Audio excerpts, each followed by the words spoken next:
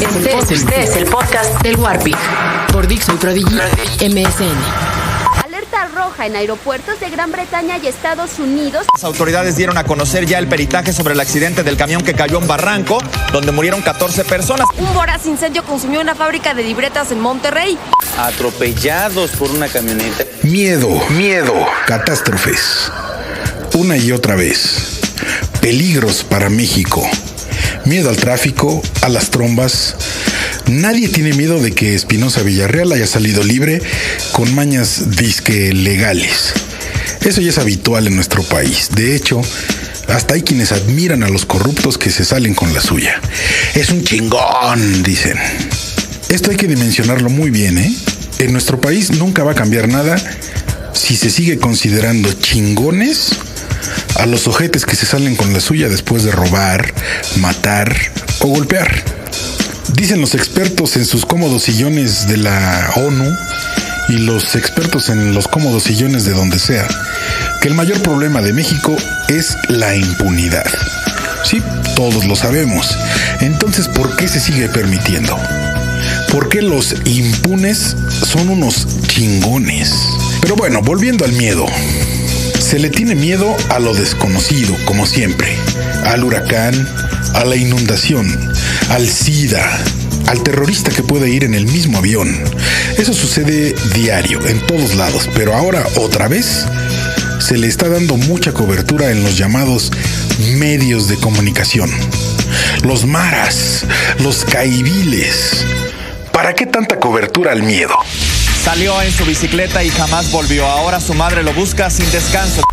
En Reino Unido se dieron a conocer imágenes de uno de los 24 detenidos por el complot terrorista. Mañana se cumple un mes de la guerra del odio entre enemigos bíblicos. Ya el tema del miedo lo habían tocado los creadores de South Park en la película Bigger, Longer and Uncut.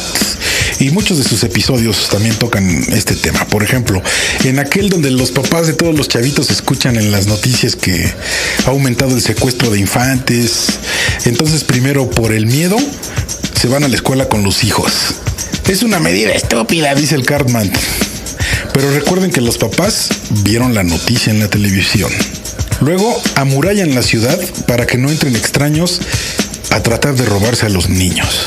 Otra decisión estúpida, pero recuerden que fue tomada con miedo.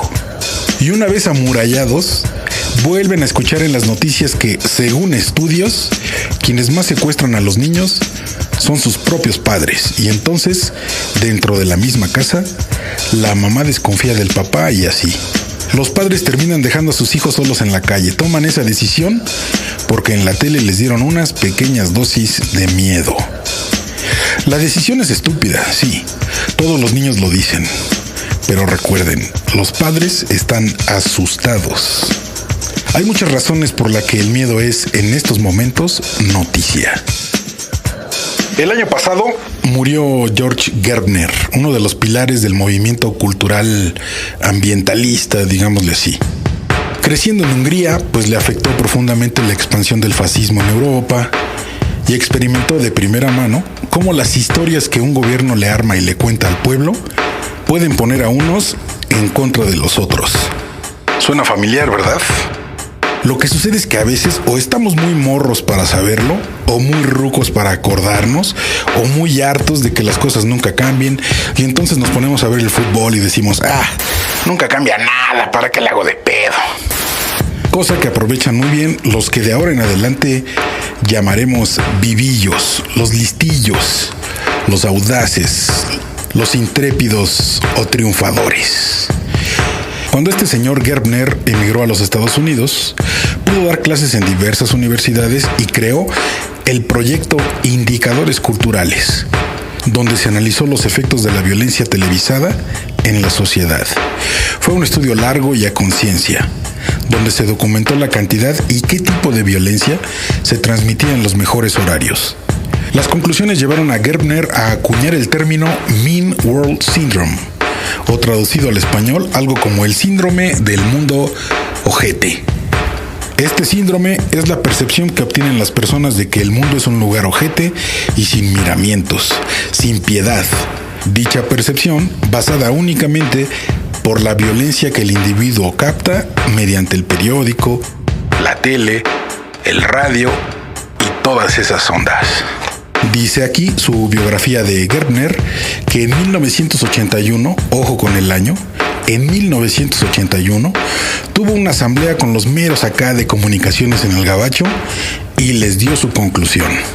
Las personas con temor son más dependientes, más fácilmente manipulables y controladas, más susceptibles a tomar decisiones simples pero duras, sencillas pero también violentas y sin dirección.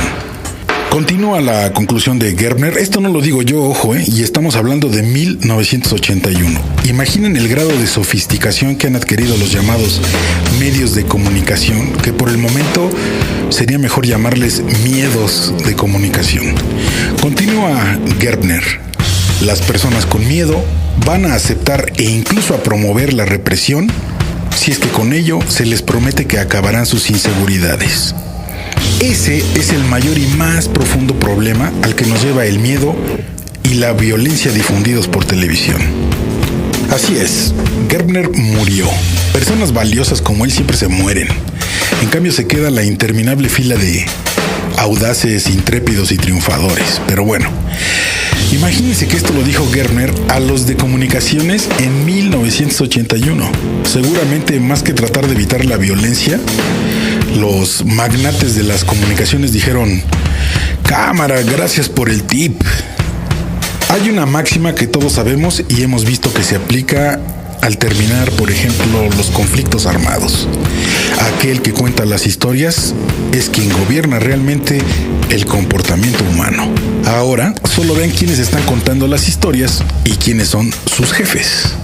Antes, concluye Gerbner, quienes contaban la historia eran los padres, la escuela, la iglesia y la comunidad.